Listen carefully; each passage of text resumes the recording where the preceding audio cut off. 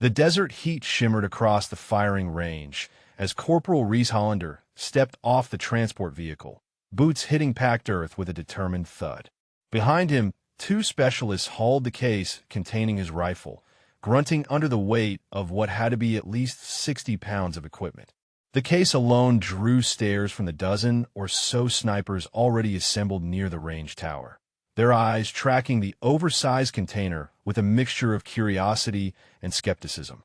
Sergeant First Class Vance Torrington stood near the equipment shed, arms crossed over his chest, watching the new arrival with the kind of expression that suggested he had already made up his mind. He was a man built from 2 decades of military precision, with weathered skin that spoke of countless hours under unforgiving suns and a reputation that preceded him into every room he entered. His sniper qualifications stretched back to conflicts most of the younger recruits had only read about in field manuals. "What the hell did they send us this time?" Torrington muttered to Staff Sergeant Caleb Drummond, who stood beside him reviewing the day's training roster. "The kid looks like he just finished basic." Drummond glanced up from his clipboard, squinting against the afternoon glare. 22 years old, according to his file. Engineering degree from some civilian university. No prior sniper school. Command wants him evaluated for the advanced program. With that, Torrington gestured toward the massive case now being set down near the firing line. He brought his own equipment, apparently.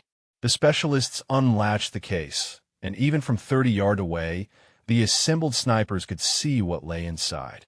The Snipex Alligator anti-material rifle stretched nearly 5 feet in length, its massive barrel and distinctive muzzle brake making it look more like something mounted on a vehicle than carried by a single operator. The rifle was designed to engage targets at distances that pushed the absolute limits of ballistic possibility, firing rounds capable of disabling light armored vehicles. "You have got to be kidding me," said Private First Class Garrett Ashford, one of the younger snipers in the qualification group. He brought an Alligator to sniper training. "That thing is for blowing up trucks, not precision shooting." Several of the others laughed, a ripple of amusement spreading through the assembled group. Corporal Iris Valdez, who had distinguished herself in 2 deployments and carried a meticulously maintained M2010 rifle, shook her head slowly. "Does he even know what course this is? We are working on precision marksmanship, not anti-material operations." Reese heard none of this, or, if he did, he gave no indication. He moved to the case with the careful attention of someone who understood exactly what he was handling, checking the rifle's condition after transport with methodical efficiency. His movements suggested familiarity, a comfort level that went beyond mere training. He examined the scope mounts, verified the barrel condition, and inspected the bipod deployment mechanism with the kind of systematic approach that usually took years to develop. Before we dive into the story, drop a comment and let us know what state you are watching from. Maybe you have witnessed similar acts of courage where you are from, or perhaps you have seen someone underestimated in your own community. Torrington walked toward the firing line, his boots crunching on the gravel with purposeful rhythm. He stopped a few feet from where Reese knelt beside his equipment, casting a long shadow across the open case. The sergeant's voice carried the weight of authority earned through countless successful missions and training cycles. "Corporal Hollander," Torrington said, the name pronounced with precise military formality. "I am Sergeant First Class Torrington, senior instructor for this qualification course. I see you brought some unusual equipment." Reese stood, coming to a position that was respectful without being overly rigid. He met the sergeant's gaze with steady eyes that held neither defiance nor submission, just quiet confidence. "Yes, Sergeant. The Snipex Alligator. I am familiar with its capabilities and limitations." Torrington glanced down at the massive rifle, then back at Reese. "This is a precision marksmanship course, Corporal.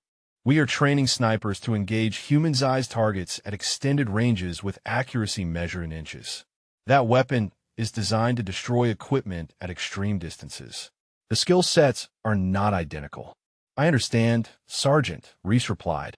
"I believe the fundamental principles of ballistics, wind reading, and trajectory calculation remain consistent regardless of the platform. The alligator simply extends the range at which those principles must be applied. A snort of barely suppressed laughter came from somewhere in the group behind them. Torrington raised a hand without turning, silencing it immediately. His eyes never left Reese's face, searching for signs of arrogance or naivety. What he found instead was something more difficult to categorize, a calm assurance that seemed out of place in someone so young and untested in this environment. The principles may be consistent, Torrington said slowly, but the execution at extreme ranges requires experience you do not have. This course has a failure rate of 40% among experienced shooters.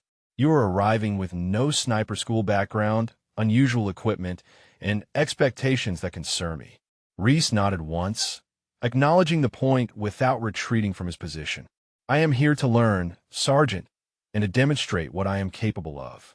I would not have requested this evaluation if I did not believe I could meet the standards. Drummond had walked over during this exchange, his clipboard tucked under one arm. He studied Reese with the analytical eye of someone trained to assess potential in unconventional packages. The staff sergeant had seen enough promising recruits wash out and enough unlikely candidates exceed expectations to reserve judgment until he saw performance on the range. The course begins with qualification at 800 meters, Drummond said, his tone more neutral than Torrington's. You will progress through multiple distance stations, with each requiring increasingly precise calculations and adjustments. The final qualification is at 2,000 meters, which less than 30% of candidates successfully complete on their first attempt. Do you have experience at these distances? I have trained extensively at long range, Reese answered, choosing his words with care. My calculations and preparation are thorough. Training where someone called from the assembled group. Your backyard? More laughter, less restrained this time. Torrington turned, his expression hardening. You will maintain professional conduct, or you will be removed from this range. The comment had come from Specialist Torres, a stocky man with 3 years in reconnaissance units and a reputation for technical proficiency that bordered on arrogance. The morning air carried a different quality on the second day, cooler and clearer, with visibility extending to the distant mountain ranges that framed the training facility. Reese arrived at the range before dawn, using the quiet hours to familiarize himself with the terrain features that would affect his calculations throughout the day. He studied the wind patterns, noting how the air moved differently across the various elevation changes, how heat mirages would develop as the sun rose, how the light would shift and create challenges for target acquisition. Torrington watched from the observation tower, sipping coffee from a battered metal cup that had seen more deployments than most of the trainees below. He had arrived early himself, a habit formed over decades of military service, and found the young corporal already on the range with a notebook, making observations that suggested more sophistication than the sergeant had initially credited. Drummond climbed the tower stairs, carrying his own coffee and the day's training schedule. He joined Torrington at the railing, following the sergeant's gaze down to where Reese sat with his equipment, making notes in precise handwriting. Kid is serious, Drummond observed. Been out here for an hour already. Watched him take wind measurements at 6 different positions along the range. Torrington grunted, a sound that could have meant anything. Measurements are one thing. Hitting targets is another. We will see what happens when the pressure is on and everyone is watching. The other trainees began arriving as the sun crested the eastern hills, painting the range in shades of amber and gold. They moved with the casual confidence of people who had already proven themselves once, who had passed their initial qualifications and were now here to refine skills they knew they possessed.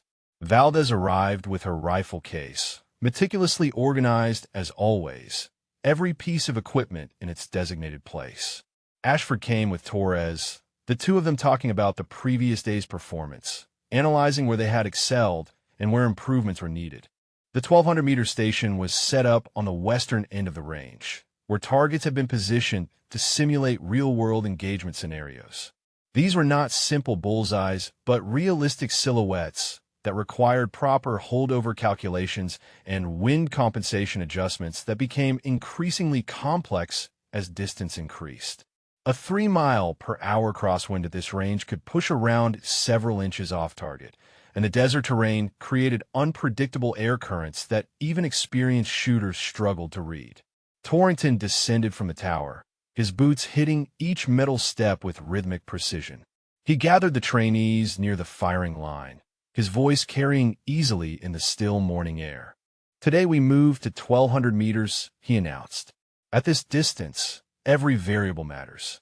Temperature affects your powder burn rate. Humidity changes air density. The Coriolis effect becomes measurable. Your calculations must account for factors that were negligible at shorter ranges." He paused, letting his gaze move across each face, stopping on Reese for a moment longer than the others. "This is where most candidates begin to separate themselves," Torrington continued. "Technical knowledge is necessary but insufficient.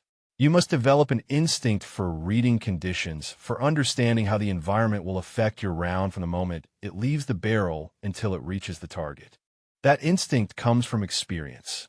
Valdez would shoot first, her position as the highest-scoring trainee from the previous day, earning her the advantage of the calmest morning conditions. She moved to the firing line with practiced efficiency, settling into her prone position with a kind of fluid movement that spoke of countless hours in exactly this posture.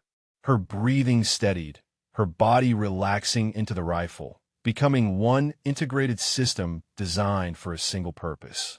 The shot broke clean, the report echoing across the range. Downrange, the spotter confirmed the hit, center mass on the target silhouette.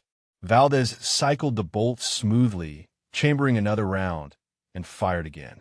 Another hit, this one slightly left, but still well within the acceptable zone.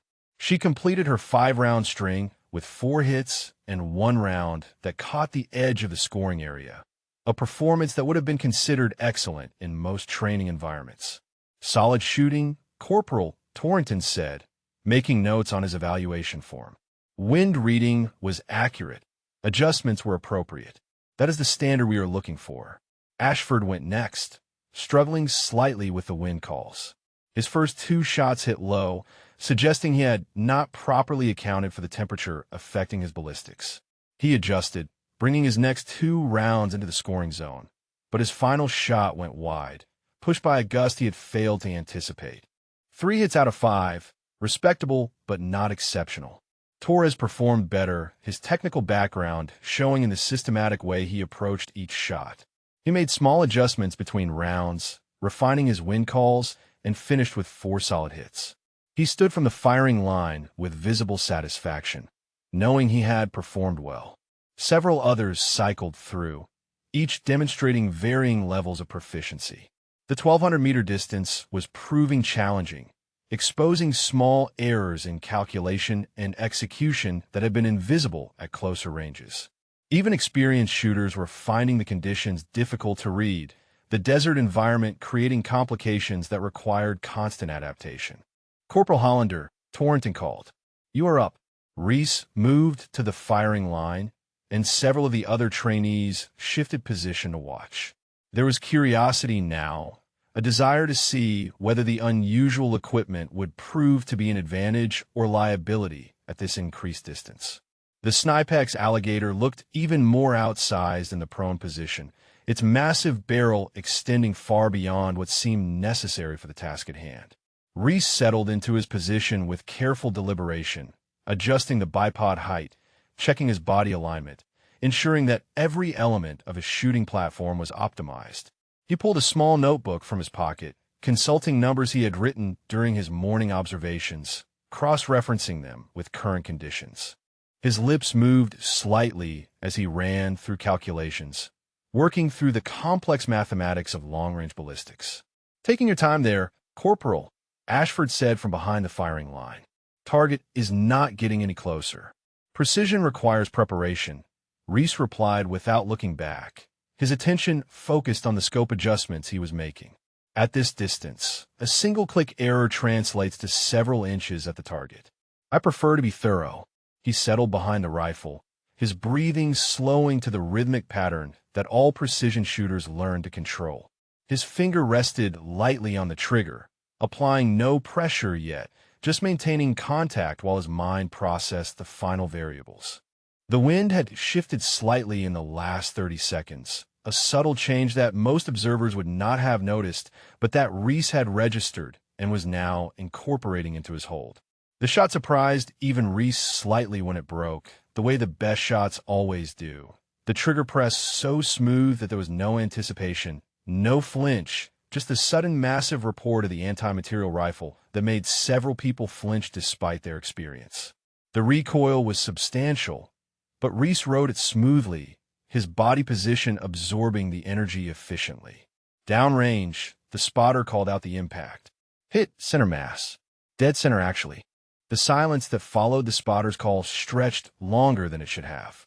Reese chambered another round with mechanical precision, his movements economical and practiced. The massive bolt of the Alligator cycled smoothly, the next cartridge sliding into place with the satisfying click of properly engineered machinery. He settled back into his shooting position, made a microscopic adjustment to his scope, and prepared for the second shot. Torrington stood 10 feet behind the firing line, his expression unreadable. He had watched thousands of shots fired in his career, had seen natural talent and hard-earned skill displayed in equal measure, but something about the way Reese approached each shot suggested a level of preparation that went beyond standard training. The calculations, the methodical adjustments, the absolute confidence in his process, all of it indicated someone who had spent considerable time developing a systematic approach to long-range shooting. The second shot broke with the same authoritative report, the muzzle brake channeling the blast in a way that kicked up dust in a perfect circular pattern around the rifle. Reese absorbed the recoil, his body mechanics flawless, and waited for the call. Hit center mass, the spotter confirmed. Vertical dispersion less than 2 inches from the first shot. Valdez had moved closer to the firing line, her interest clearly piqued. She knelt near where Drummond stood with his observation equipment, her voice low enough that only he could hear. That is exceptional shot placement for someone supposedly inexperienced at this distance. His fundamentals are too refined to be self-taught. Drummond nodded slowly, making notes on his evaluation sheet. Background check said he had an engineering degree with a focus on ballistics and material science. Maybe he has been applying theory more extensively than we assumed. 3 more shots followed in steady succession, each one placed within a tight group that would have been impressive with a conventional sniper rifle and was remarkable with the anti-material platform. When Reese stood from the firing line and cleared his weapon, he had achieved 5 center mass hits with a vertical spread of less than 4 inches and horizontal dispersion under 3 inches. At 1,200 meters, with a rifle designed primarily for equipment destruction rather than precision marksmanship, the performance was noteworthy. Acceptable shooting, Corporal Torrington said, his tone neutral but his eyes revealing more interest than he would have admitted. Your calculations appear sound and your execution is consistent. We will see how you perform as the distances increase and the variables become more complex. Thank you, Sergeant, Reese replied, already beginning the process of cleaning his rifle. The Alligator required more maintenance than smaller weapons, its size and power creating stresses that demanded attention after every string of fire. He worked with the same methodical care he had shown in everything else, each action purposeful and efficient. The morning progressed with the remaining shooters cycling through their qualifications. The 1,200-meter station was proving to be an effective filter, separating those with genuine long-range capability from those whose skills were adequate but not exceptional. By noon, when Torrington called a break for lunch and equipment maintenance, the performance hierarchy was becoming clear. Valdez remained at the top of the scores, her consistency and technical precision setting the standard. Torres was performing solidly, his shots grouped, well, even if not quite matching Valdez's perfection. Ashford was struggling more than he wanted to admit, his wind calls inconsistent and his confidence beginning to show cracks. And then there was Reese, whose performance was generating quiet discussions among both the instructors and his fellow trainees. 5 for 5 at 1,200 meters with an anti-material rifle was not something that happened by accident or luck. It required understanding that went beyond basic training, a grasp of ballistics that suggested extensive study or practical experience or both. During the lunch break, Reese sat apart from the main group, eating an energy bar while reviewing his databook. He had recorded every shot, noting not just the outcome, but the conditions, his adjustments, and his observations about how the rifle performed under different circumstances. The book was filled with calculations, diagrams showing wind patterns across the range, and notes about how temperature changes affected his trajectory predictions. Valdez approached, carrying her own lunch and a bottle of water. She sat down nearby, not quite joining him, but close enough for conversation.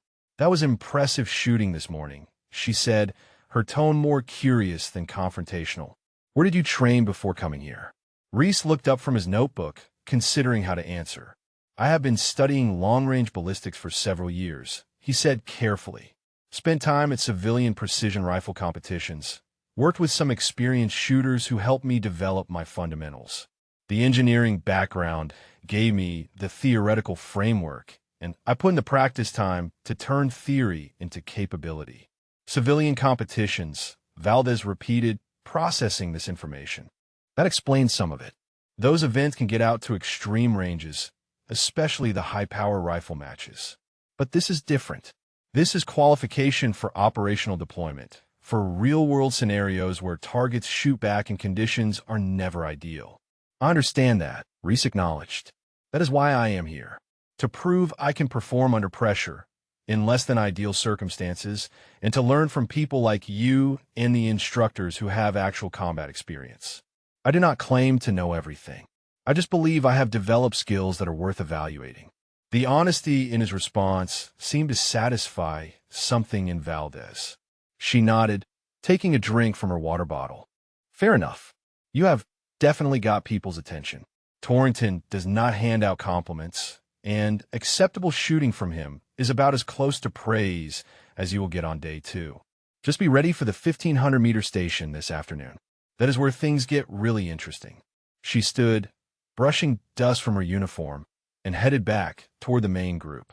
Reese watched her go, then returned to his data book, adding notes about the morning's performance and his observations about how the other shooters were approaching the course.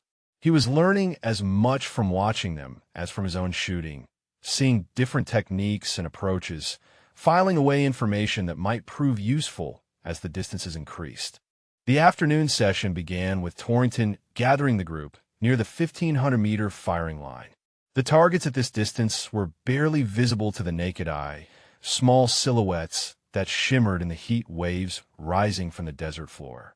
At this range, the mathematical calculations became significantly more complex, requiring shooters to account for variables that had minimal impact at closer distances, but became critical factors in determining where the bullet would actually strike. 1,500 meters represents a threshold, Torrington explained, his voice carrying the weight of hard-earned experience. Below this distance, you can often compensate for calculation errors through instinct and minor adjustments. Beyond this distance, errors compound exponentially. A single degree of miscalculation in your scope adjustment translates to missing the target entirely. The Coriolis effect caused by Earth's rotation becomes measurable. Air density changes from your position to the target can create vertical dispersion that seems inexplicable if you have not accounted for it in your calculations. He paused, letting the weight of those words settle over the assembled trainees. This is where we begin to identify who has the potential for advanced deployment and who needs additional training before they are ready for operational scenarios. The standards do not lower because the distance increases. If anything, expectations become more stringent. Valdez stepped to the firing line first, as had become the pattern. She took longer to prepare this time, her calculations more involved, her adjustments more careful. The confidence she had displayed at shorter ranges was still present, but tempered now with the respect that 1,500 meters demanded. She settled into position, controlled her breathing, and sent her first round downrange. The wait for the spotter's call seemed longer at this distance, the time of flight for the bullets stretching into seconds that felt like minutes. Hit! Lower edge of the scoring zone, the call finally came back. Valdez made adjustments, consulted her data book, and fired again. This shot struck closer to center mass, and her third round was even better. By her fifth shot, she had found her rhythm, finishing with 4 hits out of 5 attempts. It was solid performance, the kind that confirmed her status as one of the top performers in the course. But the difficulty of the distance was evident in how hard she had to work for each successful impact. Torres went next, his technical approach serving him well through the first 3 shots. He achieved 2 solid hits and one that caught the edge of the target, but his 4th shot missed entirely, pushed wide by a wind gust he had failed to anticipate. His 5th shot brought him back into the scoring zone, leaving him with 3 hits out of 5. Respectable, but showing the cracks that extreme distance created in even well-prepared shooters. Ashford struggled visibly. His first shot missed high, suggesting an error in his elevation calculation. The second missed low, overcorrection obvious. He managed to find a target with his 3rd attempt, but the remaining 2 shots both missed, one left and one right, as if he had lost confidence in his wind reading entirely. 1 hit out of 5 was failing performance, and the frustration was written clearly across his face as he cleared his weapon and stepped away from the firing line. The morning progressed with varying results. Some shooters adapted to the increased distance, finding ways to refine their calculations and achieve acceptable hit rates. Others faltered, the complexity of the variables overwhelming their ability to process and adjust quickly enough. By the time Reese's turn arrived, the attrition rate had become clear. Of the 12 shooters who had started the 1,500-meter qualification, only 4 had achieved passing scores of 3 hits or better. Torrington called Reese to the line with the same neutral tone he used for everyone, but there was an added edge of scrutiny now. The corporal's performance at 1,200 meters had been noteworthy, but 1,500 meters was where exceptional shooters proved themselves. It was one thing to execute perfect fundamentals at ranges where the variables were manageable. It was entirely different to maintain that precision when the mathematics became exponentially more complex and the margin for error shrank to nearly nothing. Reese moved through his preparation ritual with the same methodical care he had shown all day. He consulted his data book, cross-referencing his morning observations with current conditions. The wind had shifted since Valdez's string, backing around from the southwest, and the temperature had risen 3 degrees, enough to affect powder burn rates and air density in measurable ways. He made notes, ran calculations, and adjusted his scope with careful deliberation. "The kid is stalling," Torres muttered to Ashford, both of them watching from the shade of the equipment shelter. "Knows he isn't over his head at this distance. Or he is being thorough," Valdez countered, standing nearby with her arms crossed. "At 1,500 meters, rushing gets you nothing but misses. Better to take time and get it right." Reese settled behind the Alligator, his body position refined through countless hours of practice. The rifle's weight, which had seemed excessive to observers, actually provided stability at extreme ranges, its mass helping to dampen the small movements that could throw off a shot. He controlled his breathing, let his heart rate settle, and began his final mental checklist. The first shot broke clean, the massive report of the anti-material rifle echoing across the range with authority.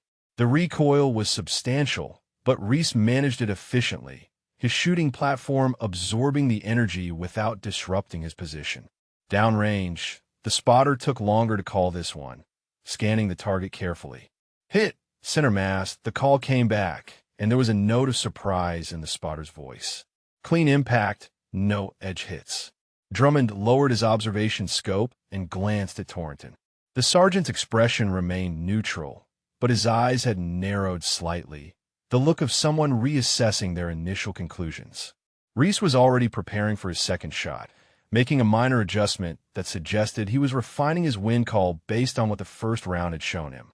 The second shot hit with the same precision, followed by the third. Each impact was recorded as center mass, the grouping tight enough to be remarkable with any rifle system and approaching extraordinary with the Alligator. By the time Reese fired his 4th round, a small crowd had gathered behind the firing line. Trainees who had been working on equipment maintenance or studying their data books, had drifted over, drawn by the consistency of the hits being called downrange. The fifth and final shot completed a string that would be discussed for the rest of the course, and probably well beyond it. 5 shots fired, 5 center mass hits recorded, with a group size that measured under 6 inches vertical and 4 inches horizontal at 1,500 meters. With an anti-material rifle, by someone who supposedly had no formal sniper training. Reese stood, cleared his weapon, and began his post-firing maintenance routine as if what he had just accomplished was entirely routine. Around him, the silence was different than it had been after his 1,200-meter performance. This was not just respect for good shooting. This was recognition that something unusual was happening, that the assumptions people had made about the rookie with the oversized rifle were being systematically dismantled with each string of fire.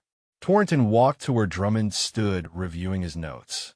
The staff sergeant looked up, his expression thoughtful. "That was exceptional shooting," Drummond said quietly. "Not just good, exceptional. His calculations are more sophisticated than what we teach in sniper school. His understanding of environmental effects is graduate-level ballistics, not basic military training." "Where did command find this kid?" Torrington asked, more to himself than to Drummond. "And why did they send him here instead of straight to advanced training?" "Maybe they wanted us to evaluate him without preconceptions," Drummond suggested. "Sent him through the standard progression to see if the skills were real or just theoretical knowledge. Based on what we just saw, I would say they're very real." The afternoon continued with the remaining shooters completing their qualifications. No one else achieved 5 hits at 1,500 meters. Valdez remained the second highest scorer with her 4 impacts, and Torres managed to bring his performance back up to 3 hits on his second attempt. But Reese's perfect string stood alone as the benchmark against which everyone else was measured. The evening brought cooler temperatures and a shift in the atmosphere among the trainees. What had begun as a standard qualification course was transforming into something else, a demonstration that was forcing everyone to reconsider their assumptions about what constituted proper training and preparation. In the barracks that night, conversations that would normally have centered on technique and equipment instead focused almost exclusively on the corporal with the unconventional rifle. Ashford sat on his bunk, cleaning his weapon, his movements more aggressive than necessary. "I do not understand it," he said to Torres, who occupied the adjacent bunk. "The guy shows up with no formal training, brings a rifle that should not even be in this course, and shoots perfect strings like it is nothing. Something does not add up." Torres paused in his own cleaning routine, considering the question. His technical background made him approach problems analytically, looking for logical explanations rather than jumping to conclusions. "Maybe we have been defining training too narrowly," he suggested. "Military sniper school is one path to proficiency, but it is not the only path. Civilian precision rifle competitions have been pushing extreme long-range shooting for years. Some of those shooters are achieving capabilities that rival or exceed military standards." "So what?" Ashford countered. "We're supposed to believe he just learned all this at weekend shooting matches? The math alone for what he is doing requires understanding that takes years to develop. You do not just pick that up casually. He has an engineering degree focused on ballistics," Torres reminded him. "That is not casual interest. That is formal academic study of the exact science that underlies what we do. Combine that with practical trigger time, and you could develop serious capability outside traditional military channels." Across the barracks, Valdez listened to this exchange while reviewing her own data from the day. She had been shooting competitively for 3 years, had deployed twice as a designated marksman, and had earned her spot in this advanced course through consistent excellence. The fact that someone without her background was matching or exceeding her performance did not anger her so much as it intrigued her. There were different paths to mastery, and perhaps she was witnessing one that challenged conventional wisdom about how expertise was developed. In the instructor's office, Torrington and Drummond were having their own discussion over coffee that had gone cold hours ago. Torrington held Reese's file, reading through it again as if the words might reveal something he had missed on previous reviews. "The background check was thorough," he said. "No indication of prior military service in any branch. No family history of military snipers.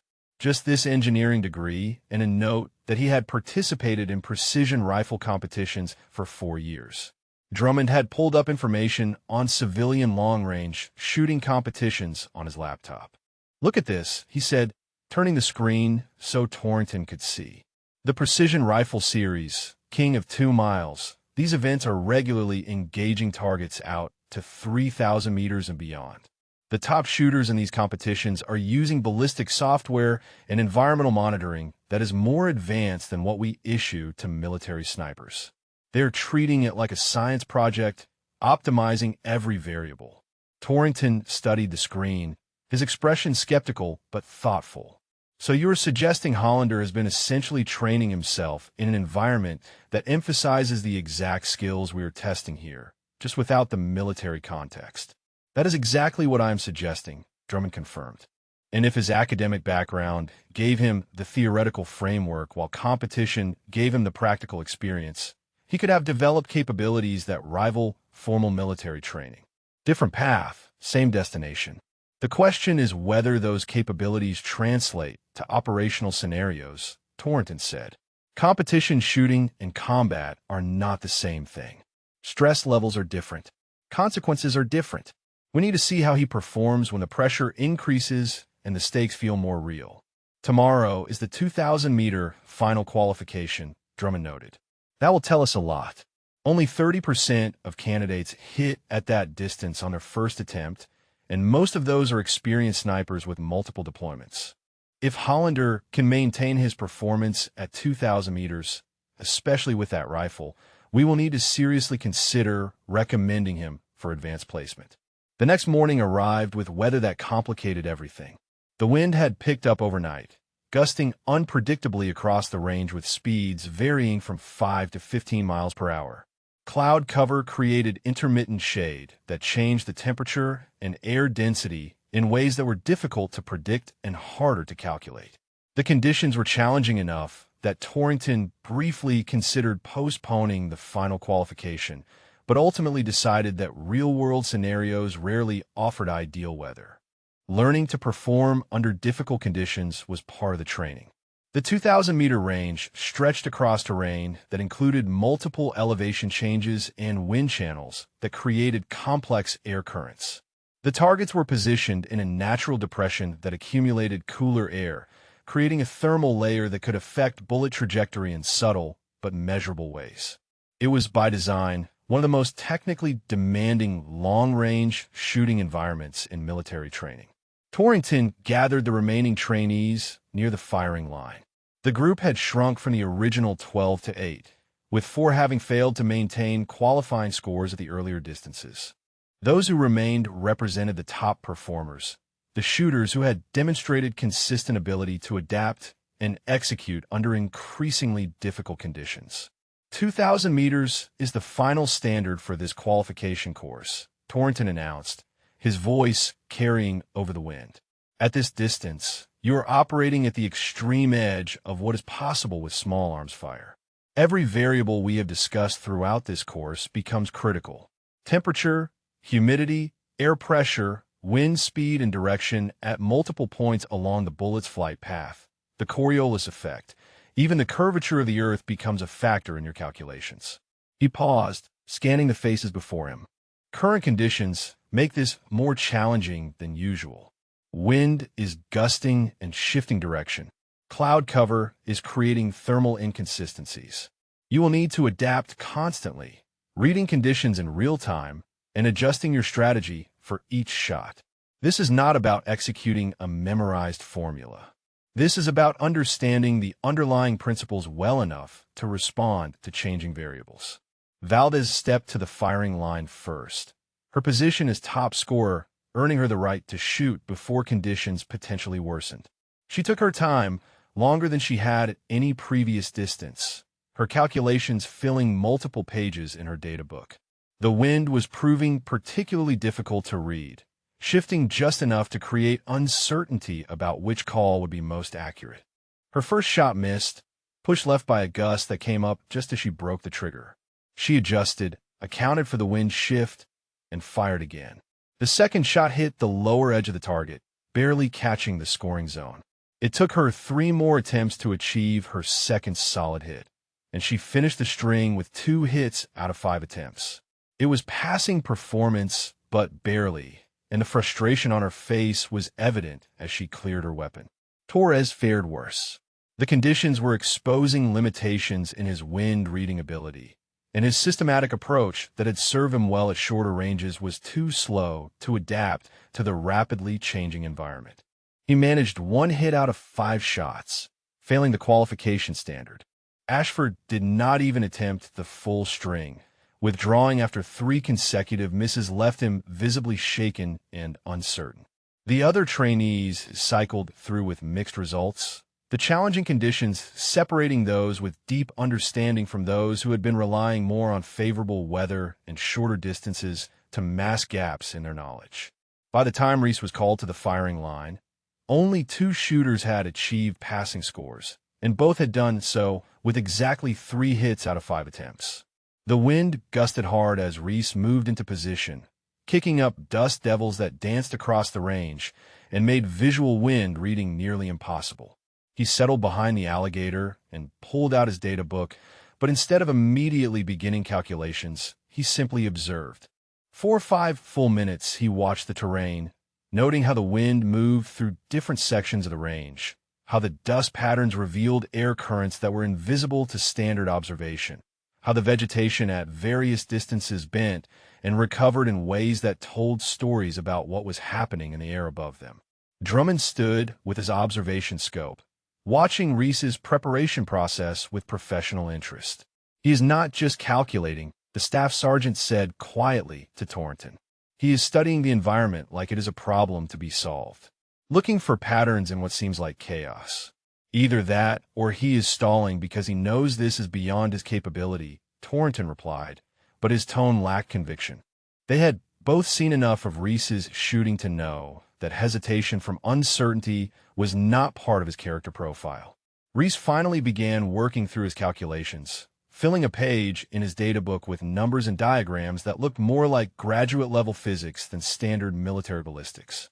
He was accounting for wind at multiple layers of the atmosphere, calculating how the gust would affect the bullet during different phases of its flight, estimating the thermal effects of the intermittent cloud cover on air density at various points along the trajectory. It was comprehensive analysis that went far beyond what was typically taught in sniper school. When he finally settled into his firing position, the wind happened to drop for a moment, a brief window of calmer conditions. Reese did not rush to take advantage of it. Instead, he waited, his breathing steady, his finger resting lightly on the trigger without applying pressure. He was waiting for something specific, some combination of conditions that he had identified during his observation period. The wind shifted again, this time with a pattern he had seen before. His trigger press was smooth and unhurried, the shot breaking at exactly the moment he had chosen. The massive report of the Alligator rolled across the range, and the long seconds of bullet flight stretched out while everyone waited for the spotter's call. Hit, center mass, the spotter confirmed. Clean impact, no edge hits. Reese cycled the bolt and chambered another round, but he did not immediately return to his firing position. He watched the wind again, waited for the pattern to repeat, and when it did, he settled and sent his second shot downrange. Another center mass hit, then a third. The fourth shot, he held for almost 90 seconds before firing, waiting through multiple wind shifts until the conditions aligned with what his calculations predicted would give him the best chance of success. Center mass again. By the time he prepared for his 5th and final shot, a crowd had gathered behind the firing line. Word had spread through the facility that something unusual was happening at the 2,000-meter range, and off-duty personnel had drifted over to watch. Instructors from other courses, support staff, even the range commander himself had appeared, all of them drawn by reports of a rookie with an anti-material rifle shooting perfect strings at distances where experienced snipers were struggling. The 5th shot took longest to set up. The wind had become more erratic, the gusts increasing in both speed and unpredictability. Reese watched, calculated, adjusted his position slightly, and watched some more. 2 full minutes passed with him behind the scope, his body motionless except for the slow rhythm of his breathing. Then, with no obvious change in conditions that observers could detect, he fired. The bullet seemed to take forever to reach the target. In reality, it was less than 3 seconds, but the silence on the firing line made it feel much longer. Every eye was on the target area, every observer holding their breath, waiting for the spotter to make the call that would either confirm what seemed impossible or reveal that even Reese's skill had limits at this extreme distance. Ashford did not even attempt the full string. Withdrawing after 3 consecutive misses left him visibly shaken and uncertain. The other trainees cycled through with mixed results, the challenging conditions separating those with deep understanding from those who had been relying more on favorable weather and shorter distances to mask gaps in their knowledge. By the time Reese was called to the firing line, only 2 shooters had achieved passing scores, and both had done so with exactly 3 hits out of 5 attempts. The wind gusted hard as Reese moved into position, kicking up dust devils that danced across the range and made visual wind reading nearly impossible. He settled behind the Alligator and pulled out his data book, but instead of immediately beginning calculations, he simply observed. For 5 full minutes, he watched the terrain, noting how the wind moved through different sections of the range, how the dust patterns revealed air currents that were invisible to standard observation, how the vegetation at various distances bent and recovered in ways that told stories about what was happening in the air above them. Drummond stood with his observation scope, watching Reese's preparation process with professional interest. He is not just calculating, the staff sergeant said quietly to Torrington. He is studying the environment like it is a problem to be solved, looking for patterns in what seems like chaos. Either that, or he is stalling because he knows this is beyond his capability, Torrington replied, but his tone lacked conviction. They had both seen enough of Reese's shooting to know that hesitation from uncertainty was not part of his character profile. Reese finally began working through his calculations, filling a page in his data book with numbers and diagrams that looked more like graduate-level physics than standard military ballistics.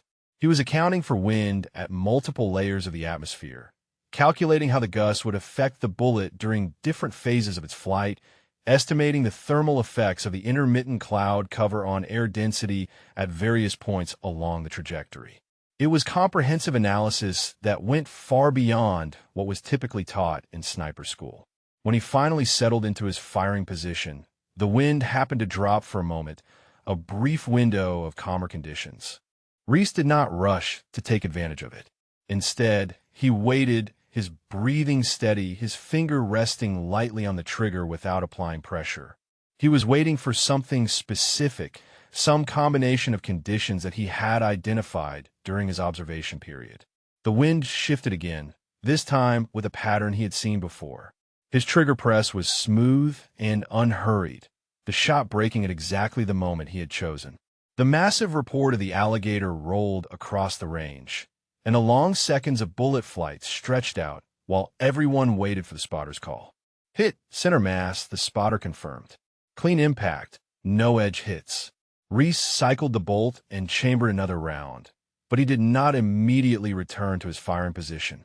He watched the wind again, waited for the pattern to repeat, and when it did, he settled and sent his second shot downrange.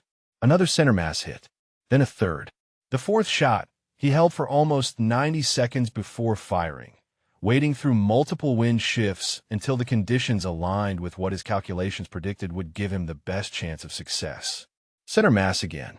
By the time he prepared for his fifth and final shot, a crowd had gathered behind the firing line. Word had spread through the facility that something unusual was happening at the 2,000-meter range, and off-duty personnel had drifted over to watch. Instructors from other courses, support staff, even the range commander himself had appeared, all of them drawn by reports of a rookie with an anti-material rifle shooting perfect strings at distances where experienced snipers were struggling. The fifth shot took longest to set up. The wind had become more erratic, the gusts increasing in both speed and unpredictability. Reese watched, calculated, adjusted his position slightly, and watched some more. 2 full minutes passed with him behind the scope, his body motionless except for the slow rhythm of his breathing. Then, with no obvious change in conditions that observers could detect, he fired. The bullet seemed to take forever to reach the target. In reality, it was less than 3 seconds, but the silence on the firing line made it feel much longer. Every eye was on the target area, every observer holding their breath, waiting for the spotter to make the call that would either confirm what seemed impossible or reveal that even Reese's skill had limits at this extreme distance. "Hit," the spotter called, his voice carrying a note of disbelief. "Center mass. That is 5 for 5 at 2,000 meters. The silence that followed was absolute. In competitive shooting, perfect scores were rare, but not unheard of. In military qualification courses, under field conditions with challenging weather and time pressure, perfect scores at 2,000 meters simply did not happen. Experienced snipers with years of deployment experience considered themselves successful if they achieved 3 hits out of 5 at this distance. Perfect scores were the stuff of stories, not reality. Reese stood, cleared his weapon, and began his post-firing maintenance routine with the same methodical care he had shown all week. His expression revealed neither pride nor satisfaction, just the focused attention of someone who understood that equipment maintenance was as critical as shooting technique. Around him, the assembled observers began to disperse, conversations breaking out in hushed tones that carried fragments of disbelief and reassessment. Torrington walked to where Drummond stood reviewing his notes, the staff sergeant's evaluation sheets covered in comments and observations that would form the basis of their final report. "That was the most impressive display of long-range shooting I have witnessed in 20 years of training snipers," Drummond said quietly. "Not just the accuracy, but the process. The way he read the environment, adapted his strategy, waited for the right conditions. That is master-level performance. We need to find out exactly what his background is," Torrington replied. "The file says civilian competitions, but this goes beyond that. Nobody develops that level of capability without extensive high-level training or natural talent that borders on supernatural. Command needs to know what they have here." The remainder of the day was devoted to final evaluations and course completion for those who had qualified. Valdez finished with strong overall scores despite her struggles at 2,000 meters, earning her recommendation for advanced training. Several others achieved passing marks that confirmed their readiness for deployment as designated marksmen. But the real story of the course, the performance that would be discussed in training circles for years to come, was the rookie corporal who had shown up with an oversized rifle and proceeded to shoot perfect strings at every distance, culminating in a flawless performance at 2,000 meters under conditions that had defeated far more experienced shooters. That evening, Torrington requested a private meeting with Reese in the instructor's office. The corporal arrived precisely on time, his uniform correct and his bearing professional.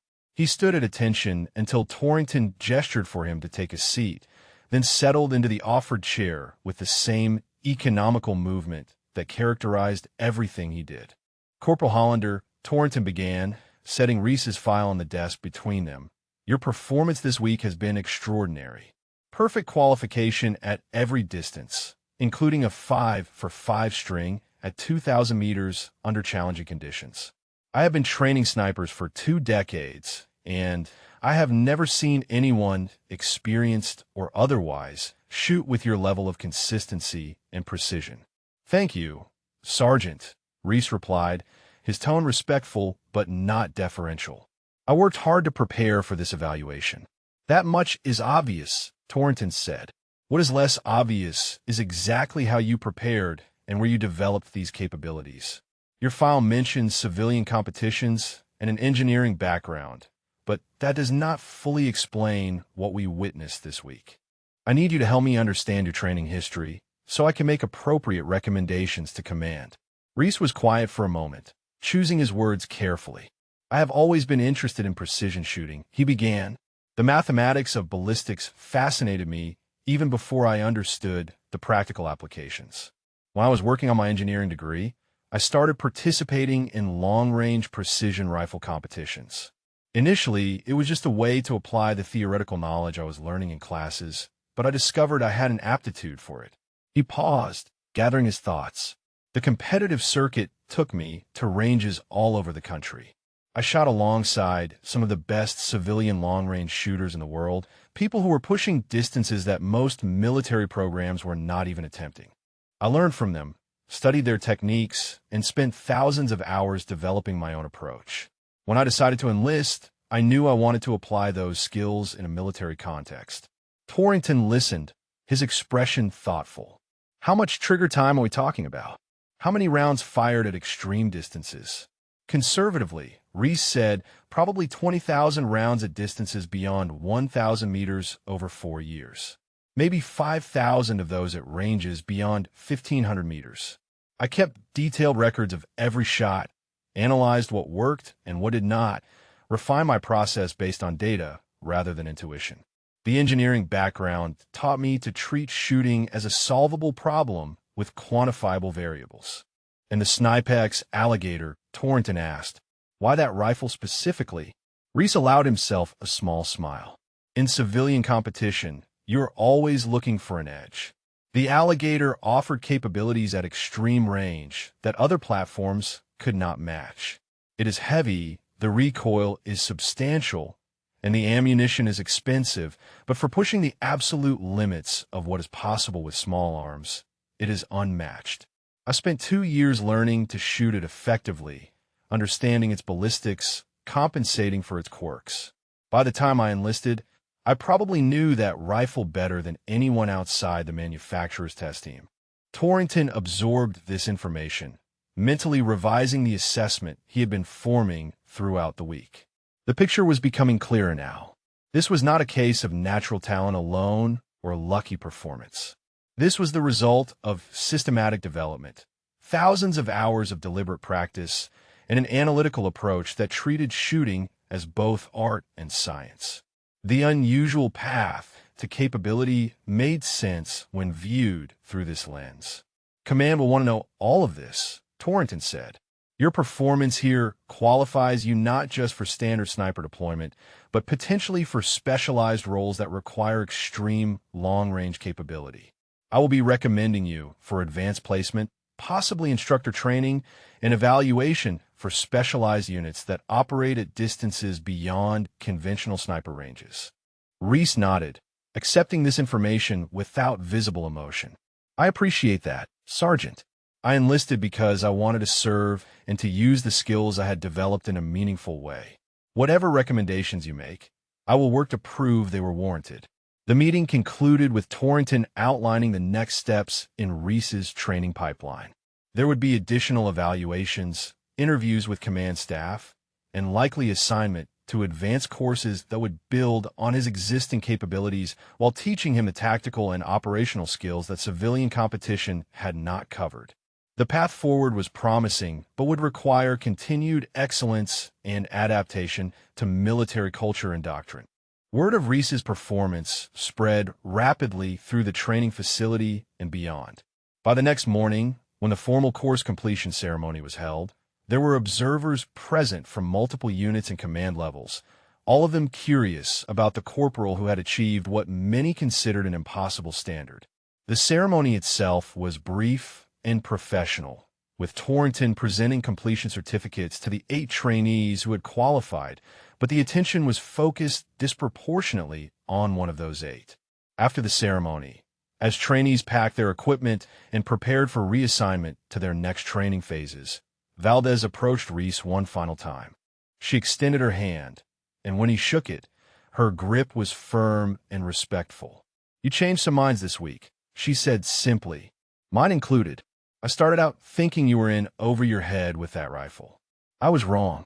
You showed all of us that there are different paths to excellence, and that unconventional does not mean inferior. I learned as much from watching you as you might have learned from watching me," Reese replied honestly. "Your consistency under pressure, the way you adapted when conditions changed, those are skills I need to continue developing. Competition taught me precision, but you demonstrated what combat ready actually looks like. Maybe we will end up working together someday," Valdez suggested. "The military is smaller than people think, especially at the specialized levels we are both heading toward. If we do, I will be glad to have you on my team."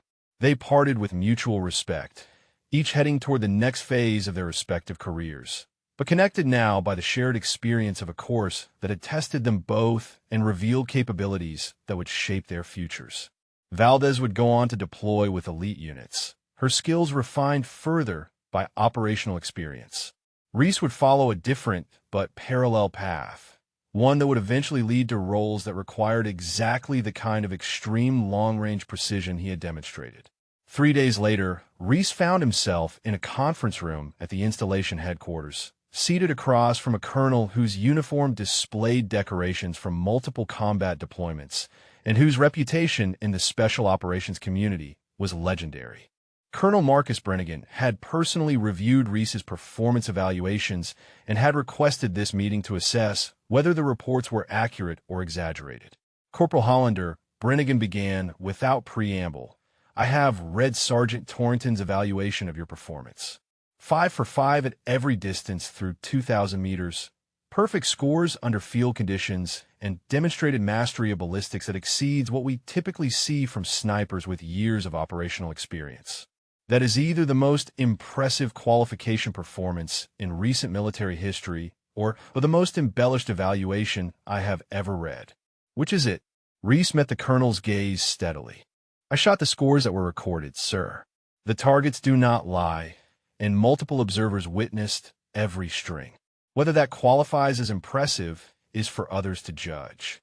I focused on executing my process and applying the skills I had developed. The results followed from that." Brennigan studied him for a long moment, looking for signs of arrogance or false modesty, finding neither. "Your background is unusual," the colonel continued. "Civilian competition, engineering degree, no family military tradition. Why enlist? You could have continued competing, possibly turned professional, made good money shooting at matches around the world. Why choose military service?"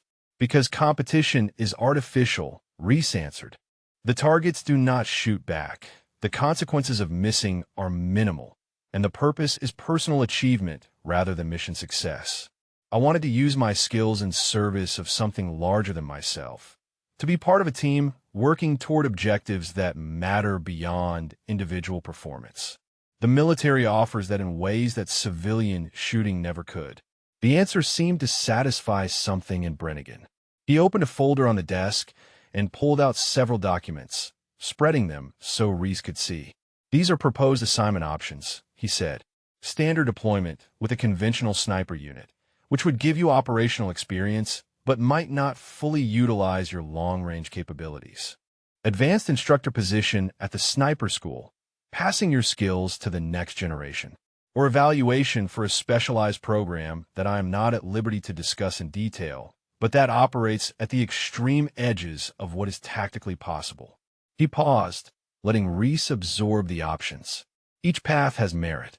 Each would serve the military's needs and develop your career in different ways. I'm not here to tell you which to choose, but I wanted to present them directly and answer any questions you might have before you make a decision. Reese considered the options carefully. The instructor position appealed to his analytical nature, the opportunity to systematize and teach what he had learned. Standard deployment offered the operational experience that his background lacked. But it was the third option, undefined and mysterious, that captured his imagination. If there were roles that pushed the boundaries of what was possible, those were where his unique capabilities might make the most difference. "The specialized program, sir," Reese said after a moment of reflection, "if it operates at extreme ranges and requires capabilities that are uncommon, that is where I believe I could contribute most effectively. I did not develop these skills to stay within conventional boundaries. I developed them to explore what was possible at the edges of capability." Brennigan nodded slowly, as if this answer confirmed something he had suspected. "I cannot give you details until you have passed additional security clearances and evaluations," he said, "but I can tell you this. The program exists because certain operational scenarios require engagement at distances that exceed normal sniper ranges. Targets that cannot be approached closely due to security or terrain, situations where conventional options are not viable, problems that require solutions most people would consider impossible. If you were accepted, you would be working with a small team of specialists who represent the absolute cutting edge of long-range precision. That sounds like exactly what I'm looking for, Reese confirmed. What are the next steps? Additional evaluations, psychological assessment, security clearance upgrade, and a final qualification shoot that will make the 2,000-meter course look simple by comparison, Brennigan outlined. The washout rate for candidates is approximately 80%, and most of those who wash out are already experienced special operations snipers. Your performance this week earned you the opportunity to try, but there are no guarantees beyond that. I understand, sir, Reese replied. When do I start? 2 weeks, Brennigan said, sliding a folder across the desk. Report to the location specified in these orders. Bring your alligator. You will need it. The meeting concluded with formalities and instructions, but Reese left the headquarters building with a sense that his path was crystallizing in ways he had hoped for but not dared to expect. The next 2 weeks would be spent in preparation, reviewing his data, refining his equipment, and mentally preparing for whatever challenges the specialized program would present. He had proven himself at distances most snipers never attempted. Now he would have the opportunity to prove himself at distances that pushed beyond even those boundaries. The evaluation site, when Reese arrived 2 weeks later, was in terrain that made the previous training facility look gentle by comparison. Remote desert mountains with extreme elevation changes, unpredictable wind patterns created by the topography, and distances that stretched to the limits of visual confirmation even with the best optical equipment. The facility was small and deliberately unmarked, with no signs indicating its purpose or affiliation. Only 6 other candidates were present, and their uniforms displayed the kind of subdued insignia that suggested special operations backgrounds. The commanding officer of the program, Lieutenant Colonel Sarah Ventris, was a legend in precision shooting circles despite maintaining a low public profile. She had personally made confirmed hits at distances exceeding 3,000 meters in operational environments, and her understanding of extreme long-range ballistics was considered unmatched in military circles. When she briefed the assembled candidates, her directness left no room for illusion about what they were attempting. This program exists for one purpose, Ventris began: to achieve mission success in scenarios where conventional approaches are impossible. That requires shooting at distances where most people believe accuracy cannot be maintained, under conditions that would cause normal operations to be canceled, with consequences for failure that are measured in lives rather than scores. If you are here expecting a competition environment or training range conditions, you should leave now because you will not survive the selection process. She paused, scanning the 7 faces before her. Over the next 3 weeks, you will be evaluated on technical proficiency, decision-making under stress, ability to adapt to changing conditions, and whether you possess the mental fortitude to take shots that carry life or death consequences. Most of you will not complete the program. Those who do will be assigned to missions that cannot be discussed, operations that officially do not exist, and scenarios where failure is not an option. Are there any questions? The silence that followed was answer enough. These were people who had already committed to operating beyond normal boundaries. The question was not whether they were willing, but whether they were capable. Reese felt the same focused calm that always preceded important shoots. This was what he had been working toward, the opportunity to apply his skills at the absolute edge of what was possible. The first evaluation began that afternoon. The target was positioned at 2,600 meters, set against a cliff face that created thermal effects and wind eddies that made accurate shooting extraordinarily difficult. The candidates would shoot in sequence, with each given 5 rounds to achieve at least 2 hits on a target that was smaller than those used in standard qualification courses.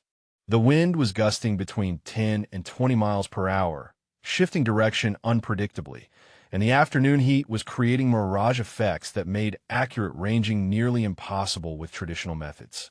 The first candidate, a staff sergeant with 8 years of special operations experience, managed 1 hit in 5 attempts. His calculations were sound, but the conditions defeated his ability to adapt quickly enough. The second candidate, a master sergeant with even more extensive background, also achieved only one hit. The third candidate missed all 5 shots, unable to develop an accurate wind reading strategy that accounted for the terrain effects. By the time Reese's turn arrived, 4 candidates had attempted the qualification, and the highest score was still just 1 hit. Ventress watched him set up his shooting position with professional interest. She had reviewed his performance at the previous course and was curious whether the perfect scores would translate to these more extreme conditions. The Alligator was certainly capable of reaching 2,600 meters, but capability and accuracy were different things. Reese went through his preparation routine, taking even longer than usual to study the environment. He was not just looking at current conditions, but trying to understand the underlying patterns created by the terrain. The cliff face was reflecting heat in ways that created vertical air currents. The wind was being channeled through multiple passes, creating layers of different velocities and directions. Reading this environment required understanding that went beyond simple wind calls. He made his calculations, filled 2 pages in his data book with diagrams and numbers, and finally settled into position. His first shot took nearly 3 minutes to set up, waiting through multiple wind shifts until he identified a pattern he trusted. The shot broke clean, and the long seconds of bullet flight stretched out while everyone waited. "Hit," the spotter called. Upper left quadrant of the target. Reese cycled the bull and began preparing his second shot.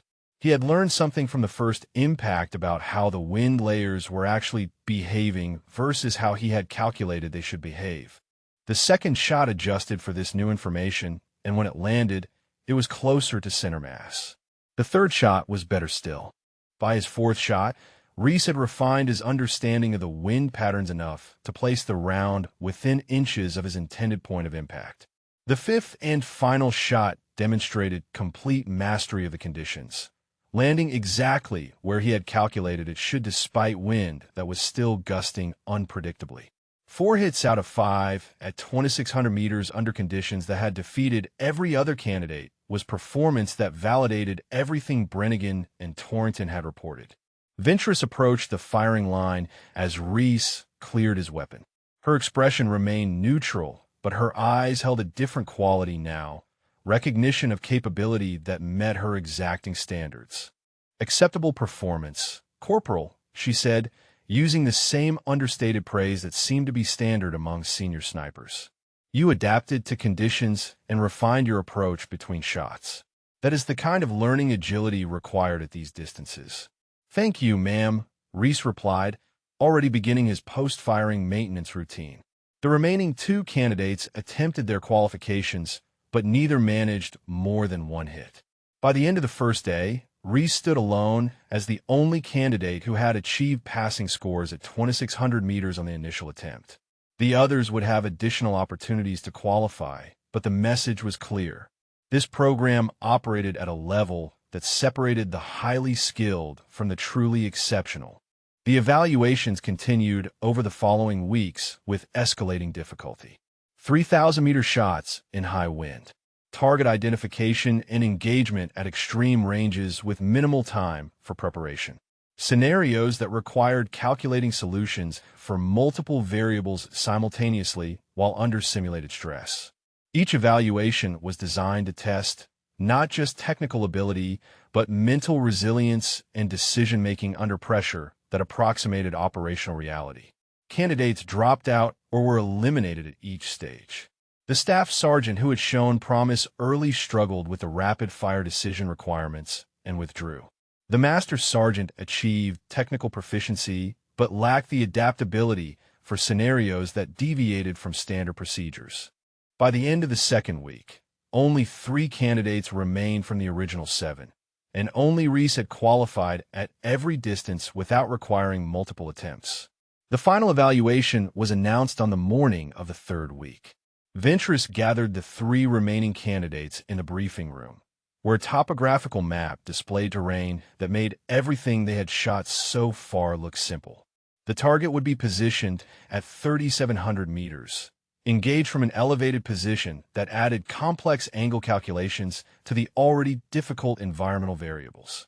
Each candidate would have one attempt, 5 rounds, with a requirement of at least 2 hits to pass the final qualification.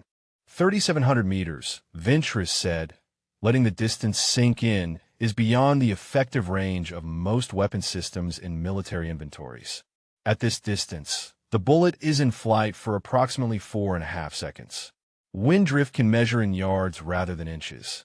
The target will be moving, simulating a real-world scenario where perfect conditions and stationary objectives are luxuries you will not have. This is the standard because operational requirements sometimes demand exactly this level of capability. She paused, studying each candidate. If you qualify today, you will be assigned to missions where these shots are not academic exercises but operational necessities. The scenarios are classified, the locations are sensitive, and the targets are individuals whose elimination serves strategic objectives that have been authorized at the highest levels. You need to understand that before you attempt this qualification. The weight of her words settled over the room. This was not about competition scores or training metrics. This was about operational reality, about taking lives from distances that seemed impossible in service of missions that would never be publicly acknowledged. Reese felt the gravity of it, but also the certainty that this was what he had been preparing for all along. The thousands of hours of practice, the systematic development of skills, the pursuit of capability at the edges of what was possible, all of it had been building toward exactly this kind of responsibility. The first candidate, a warrant officer named Chun who had demonstrated exceptional technical ability throughout the course, attempted his qualification first. The conditions were brutal, with gusty winds that shifted constantly and thermal effects from the sun heating the terrain. Chun managed one solid hit and one that clipped the edge of the scoring zone, technically qualifying but not inspiring confidence about operational reliability. The second candidate, a staff sergeant named Kowalski with a reputation for performing under pressure, struggled with the angle calculations. The elevated shooting position created complexities that he had not fully accounted for, and his rounds impacted low on the first 3 attempts. He adjusted for the 4th and 5th shots, achieving one solid hit, but failed to meet the minimum qualification standard. It was Reese's turn. He moved to the firing position and began his preparation process, but this time the routine felt different. The stakes were more real, the pressure more acute, and the consequences of failure more significant than they had been in any previous evaluation. This was not about proving capability anymore. This was about demonstrating readiness for operational employment where mistakes were measured in mission failure rather than training scores. He studied the terrain for 15 minutes, longer than he had taken for any previous shot. The distance was extreme enough that traditional wind-reading methods were insufficient. He needed to understand not just current conditions, but how they would change during the 4+ seconds of bullet flight. The wind would not be constant across that distance. Temperature would vary. Air density would shift. He was not calculating a single trajectory, but multiple trajectories through different atmospheric conditions that all needed to converge at the target location. His data book filled with calculations that looked more like academic research than field notes. He diagrammed the terrain, marked elevation changes, noted thermal sources, and created a model of how the environment would affect his rounds. When he finally settled into position behind the Alligator, he had spent more time preparing than shooting in all his previous evaluations combined. The first shot was an experiment, a data point that would tell him whether his model of the environment was accurate or needed refinement. He broke the trigger at a moment that felt right based on his calculations, and then endured the longest 4.5 seconds of his shooting career. The bullet was invisible in flight at this distance, offering no feedback, no mid-course correction opportunity, just faith in mathematics and preparation. Hit, the spotter finally called. Lower right quadrant, approximately 8 inches from center. Reese absorbed this information, comparing it to what he had expected, and realized his wind call had been slightly conservative. The air at the mid-range was moving faster than his calculations had predicted. He adjusted his hold, accounted for the new information, and prepared his second shot. This round landed closer to center, validating his revised wind model. The third shot was the critical one, the moment where preparation and execution had to converge perfectly. Reese had refined his understanding of the environment through the first two impacts. Now he needed to demonstrate that he could consistently apply that understanding. He waited through 3 wind cycles, identified the pattern he had been watching for, and sent the round downrange with confidence that came from certainty rather than hope. The spotter's call came back after those interminable seconds. Hit center mass. That is 3 for 3. Behind the firing line, Ventress made a note on her evaluation sheet. Around her, the small gathering of program personnel who had assembled to witness this final qualification exchanged glances that communicated what words could not.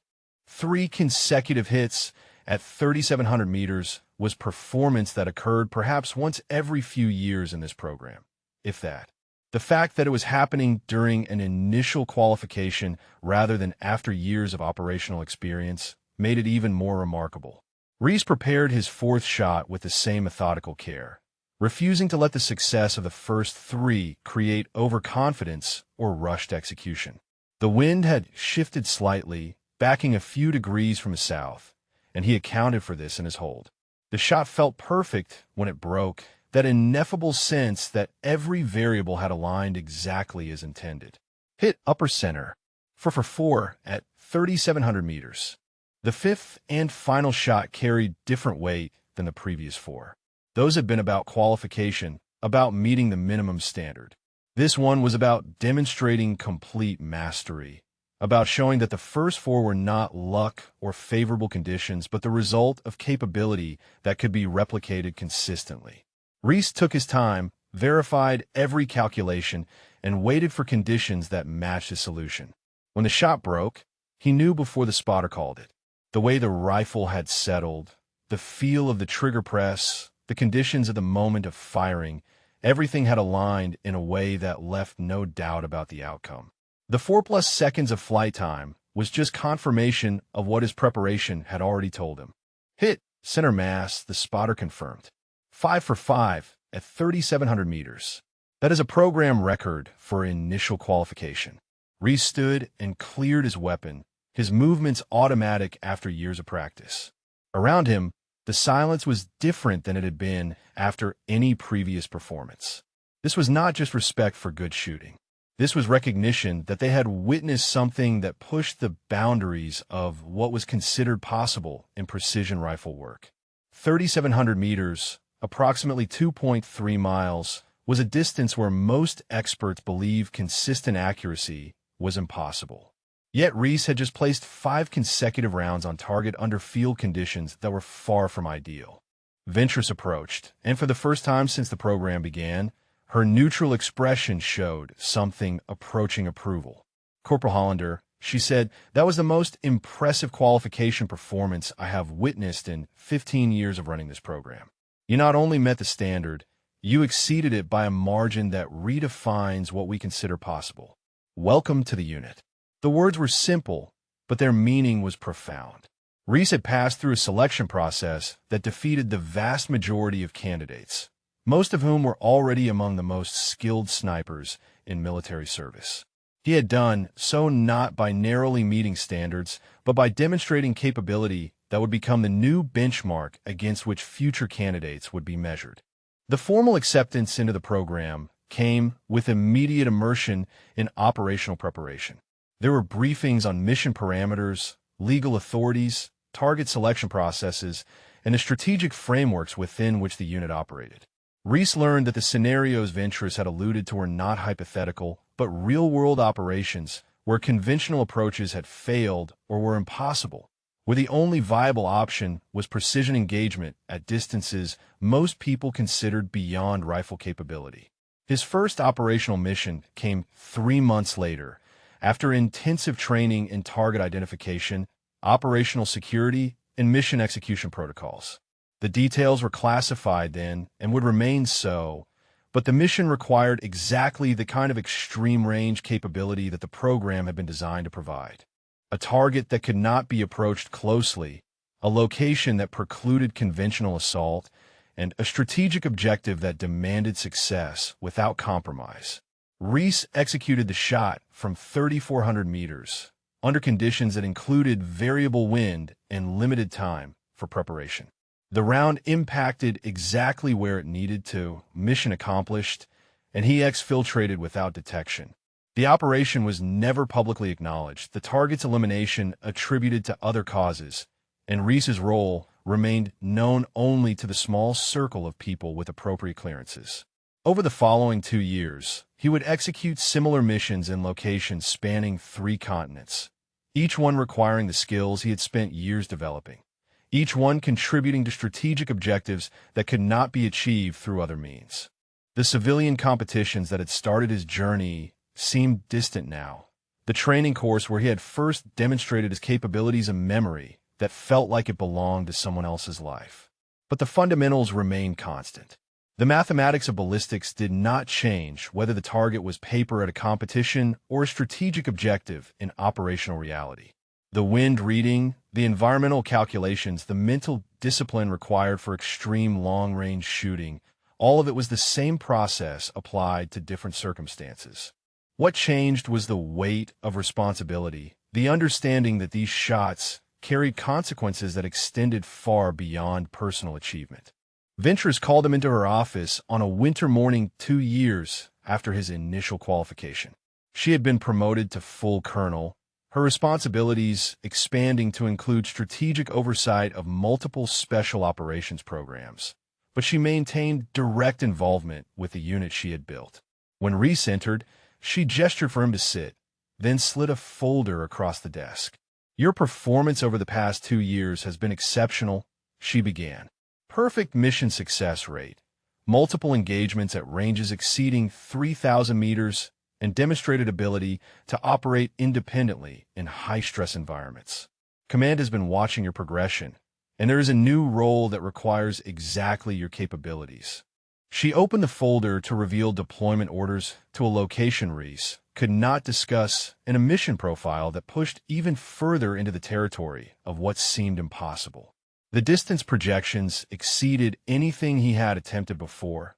The target environment was hostile in ways that compounded every difficulty, and the strategic importance was classified at levels he had not previously accessed.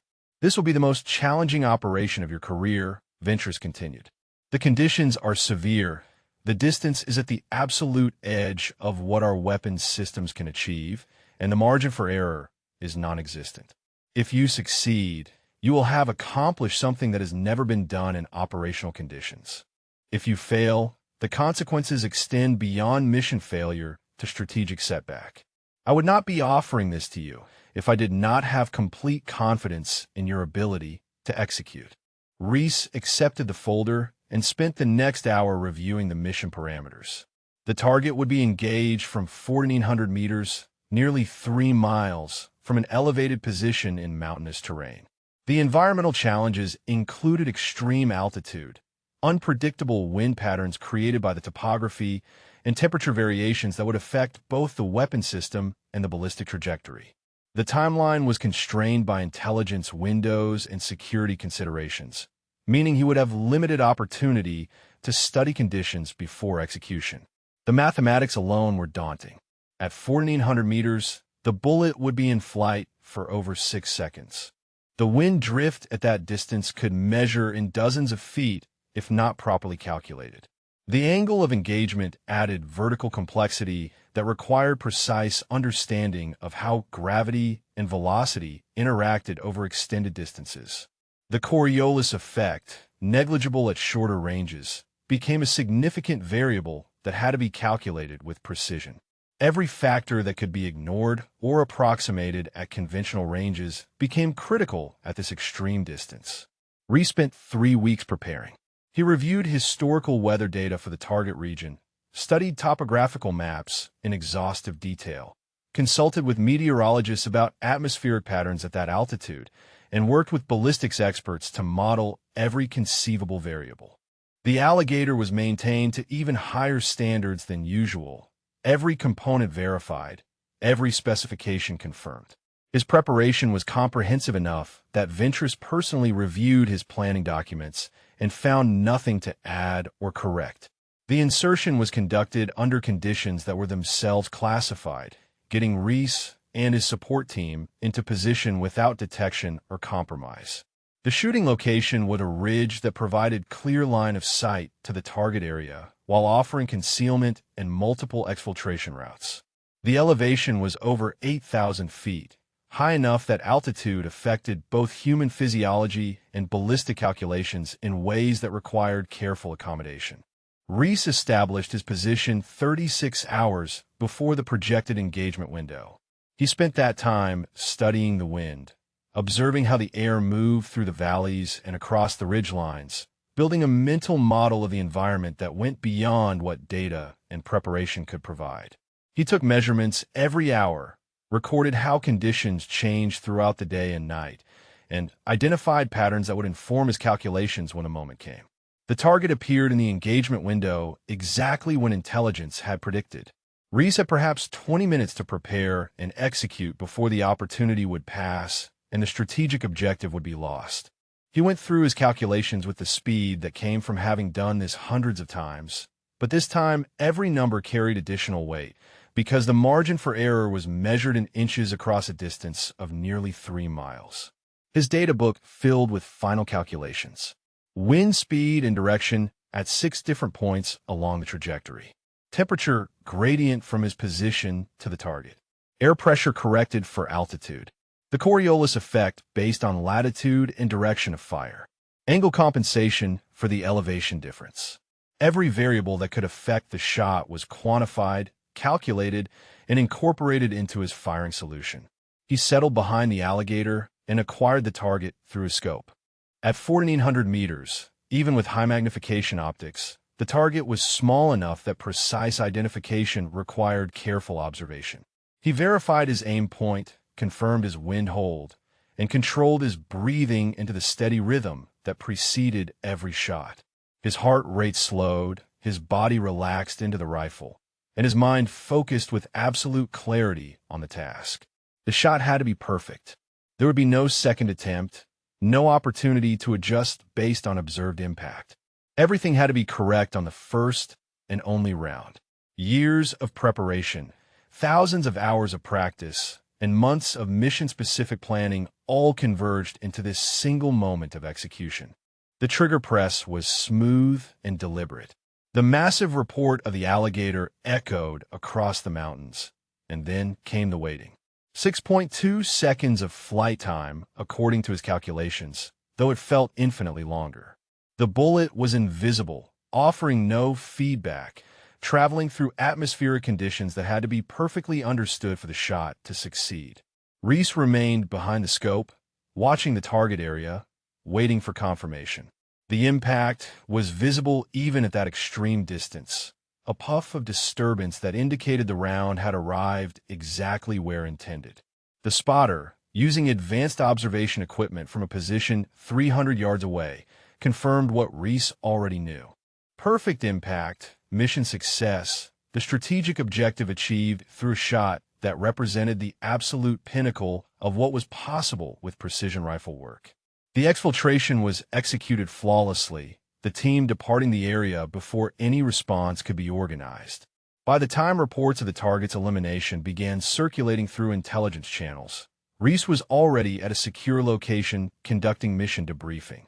The shot would be analyzed in classified venues for years to come, studied by specialists trying to understand how the variables had been calculated and controlled at such extreme range.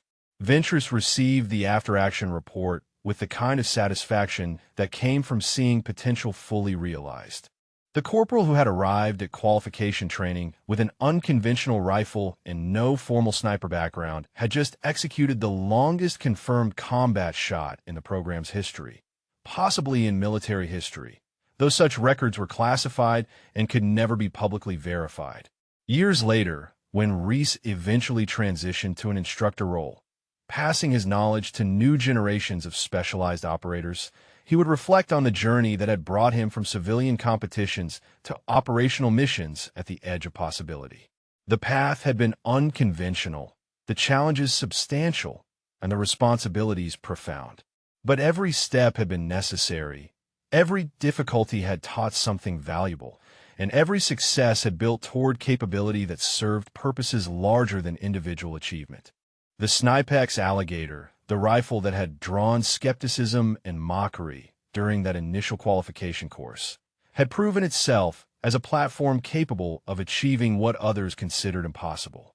More importantly, it had been the tool through which Reese had demonstrated that excellence could be developed through dedication and systematic preparation regardless of whether the path followed traditional trajectories. The specialized program continued its work, conducting operations that would never be publicly acknowledged, solving problems that conventional approaches could not address, and maintaining standards that pushed human capability to its absolute limits. And somewhere in that ongoing mission, the memory of a rookie who had silenced a range with perfect shots at distances others believed impossible served as inspiration for those who followed, proof that the boundaries of what was possible were often more flexible than people assumed. If you enjoyed this story, please drop a comment and let us know your favorite part, your favorite character, or if you have had a similar situation happen to you before. Maybe you have witnessed someone prove their critics wrong through dedication and skill. We would love to hear about it. Your engagement helps us continue bringing you stories about extraordinary individuals who push the boundaries of what is possible. The afternoon sun had reached its peak intensity when Torrington called the first actual firing exercise.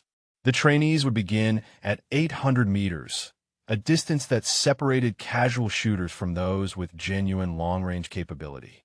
At this range, wind became a measurable factor, bullet drop required precise calculation, and small errors in fundamentals translated to misses that could not be explained away by equipment or conditions. The targets were standard military silhouettes, human-sized and positioned to simulate realistic engagement scenarios. Each shooter would fire a 5-round string, with at least 3 hits required to pass this initial qualification. It was a straightforward test that should have been manageable for anyone with proper training, yet Torrington knew from experience that at least 2 or 3 shooters would struggle enough to require remedial instruction. Valdez stepped to the firing line first, her movements reflecting the confidence of someone who had done this dozens of times before. She settled into her prone position with practiced efficiency, her body alignment perfect, her breathing controlled. The M2010 she carried was a precision instrument, and she treated it with the respect that such equipment demanded. Her first shot broke clean, and the spotter confirmed a center mass hit within seconds.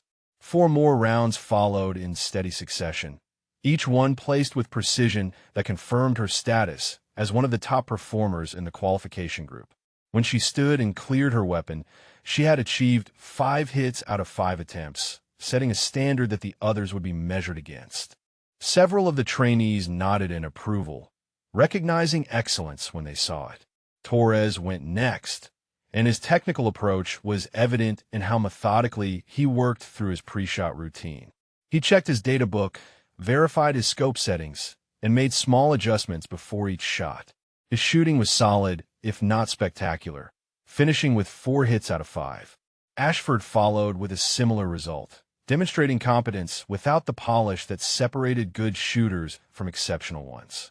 The morning progressed through the rotation of shooters, each one demonstrating varying levels of skill. Most achieved passing scores, confirming that they had the basic capability required for this course.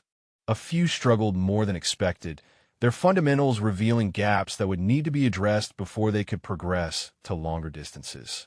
By the time Reese's turn arrived, the performance spectrum had been well established. Corporal Hollander, Torrington called, his tone carrying the same professional neutrality he used for everyone. "You're up. Let us see what you can do at 800 meters." Reese moved to the firing line and began setting up his shooting position.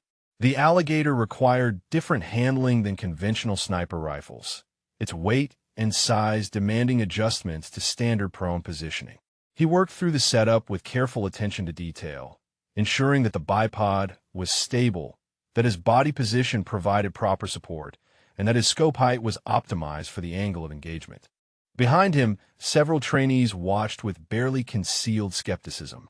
The rifle looked absurdly large for the task at hand, like using a sledgehammer to drive a finishing nail. Ashford leaned toward Torres and whispered something that drew a brief smile, both of them clearly sharing doubts about whether this unconventional approach would prove effective. Reese pulled out a small notebook and consulted numbers he had written earlier, cross-referencing current wind conditions with his calculations.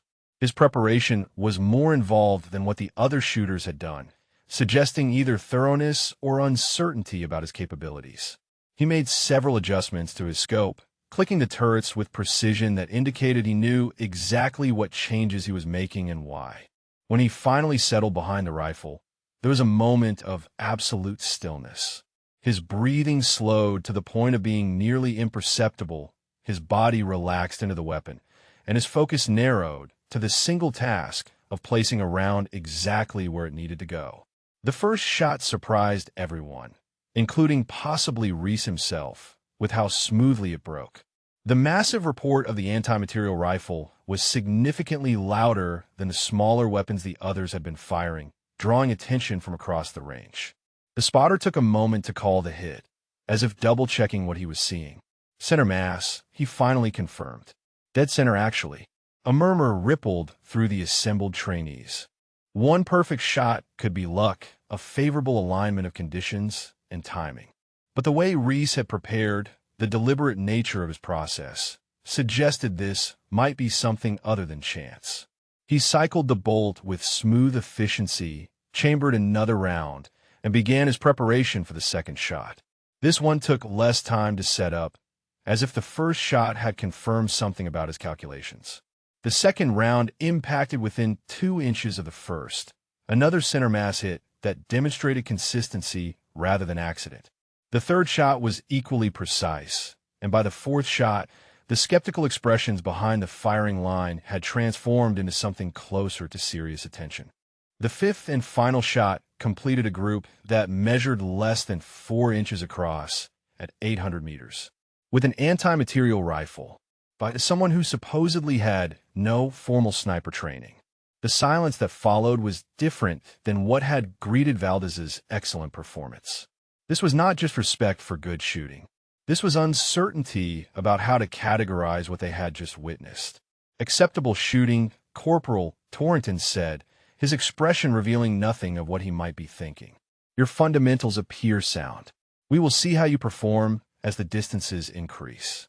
Thank you, Sergeant, Reese replied, already beginning to clean his rifle and prepare for the next evolution. Drummond had been observing from a position that gave him clear view of both the firing line and the targets. He walked over to where Torrington stood reviewing his notes, his own clipboard filled with observations and evaluations.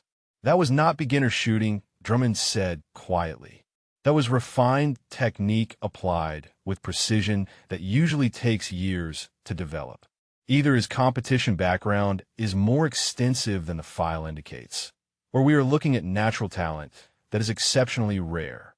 Or both, Torrington added. Natural talent refined through extensive practice. The question is whether it translates to operational capability or if he is just good at shooting paper under training conditions. The rest of the afternoon was devoted to additional drills and exercises designed to assess different aspects of long-range shooting capability. Range estimation without laser rangefinders, wind reading using only visual cues, rapid adjustment between multiple targets at varying distances. Each drill provided information about the shooter's depth of understanding and their ability to adapt to changing scenarios. Reese performed consistently well across all the exercises, demonstrating knowledge that went beyond memorized procedures to genuine understanding of the underlying principles. When asked to estimate range to a target without electronic aids, his answer was within 10 meters of the actual distance. When required to read wind using only mirage and vegetation movement, his calls were accurate enough to achieve first-round hits. When switching between targets at different ranges, his scope adjustments were precise and his execution was confident.